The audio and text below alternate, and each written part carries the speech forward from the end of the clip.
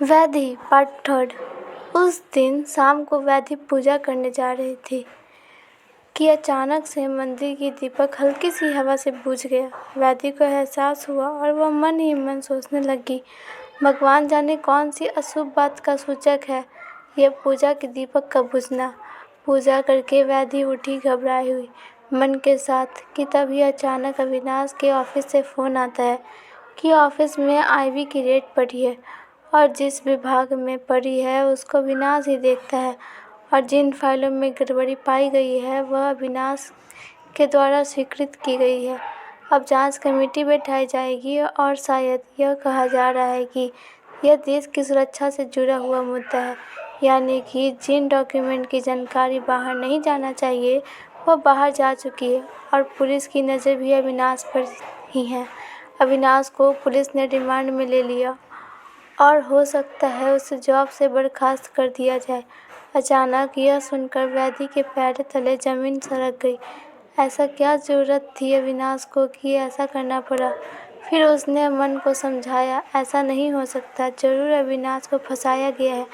पर जो भी है, एक अलग तरह की जीवन की शुरुआत हो चुकी थी और इस लड़ाई में वैधि को अकेले ही लड़ना था। और अचानक उसने खुद को संभाला, फिर तैयार होकर आईवी के ऑफिस के लिए निकल पड़ी। जैसे ही वह ऑफिस पहुंची उसने पुलिस से अविनाश के बारे में पूछा, पर उसे जैसे जवाब मिला तो उसे ऐसा महसूस हुआ जैसे कि वह अपराधी की बीवी हो। और इंस्पेक्टर से बात करने के बाद उसको पता चला कि अविनाश को 3 दिन की रिमांड में रखा गया है।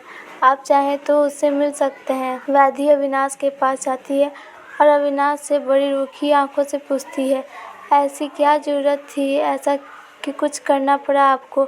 अविनाश बोला, ऐसी कुछ भी नहीं है वैधि, इतना सिर्फ समझ लो कि यह सब झूठ है, इल्ज़ाम लगाया जा रहा है मुझ पे।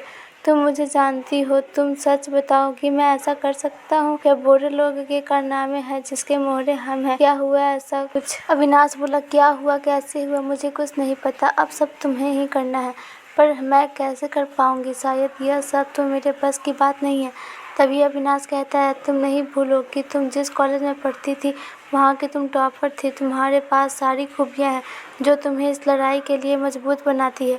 अब कैसे करना है, क्या करना है, तुम्हें जाकर वकील से बात करनी पड़ेगी।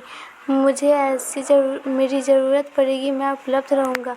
मगर हाँ, एक बात याद रखना, गेम बहुत खतरनाक है जिसका हम हिस्सा हैं, तो सारे काम सावधानी के साथ करना, हर एक पर नज़र रखना क्योंकि कई नज़रें अब तुम्हारे ऊपर होगी। अब जाओ वकील दीपक वर्मा जी से मिल लेना, क्या करना है वह तुम्हें सब समझा देंगे। पीछे से आवाज़ आती है, मैडम चलिए आपका टाइम हो गया है। वैधि को ऐसा महसूस होता है जैसे वह किसी अपराधी से बात करके आई हो। फिर से वह अपने को संभालती है। अब यहाँ से वैधि दूसरी ज़िंदगी की शुरुआत होती है। चंद लम्हों ने ज़िंदगी को पूरी तरह से बदल दिया था।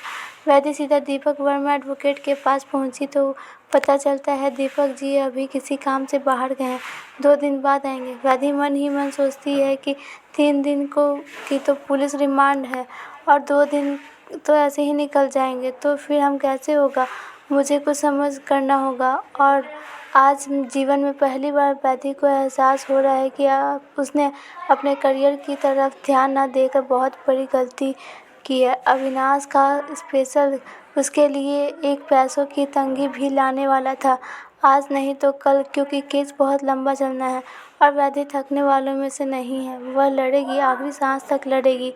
पर हाँ, उसने एक और प्रण लिया है, वह अपने जैसी सारी महिलाओं को जागृत करेगी कि स्थिति कैसी भी हो, हार कोई नहीं मानेगा, मेहनत करे और आगे बढ़े, अपने पैरों पर खड़ा हो, चाहे वह फिर महिलाएं ही क्यों न हो। परिवार की जिम्मेदारी ज़रूरत है और साथ ही साथ ज़रूरी है यह भी कि अगर आप सक्षम हैं, अगर आप लायक हैं तो ज़रूर आगे बढ़ें।